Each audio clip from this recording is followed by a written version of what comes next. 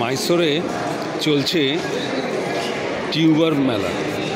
এখানে মাটির তলার ফসল মানে ওল, কচু, খামালু থেকে শুরু করে এই ধরনের ফসলের ডিসপ্লে হচ্ছে। এখানে দেখুন, এগুলো সব মানে কানাডি নামে লেখা রয়েছে। কত বড় বড় মেটে আলু। এই আলুতে কোনো রোগ পোকাও লাগে না এবং কোনো খরচও নেই।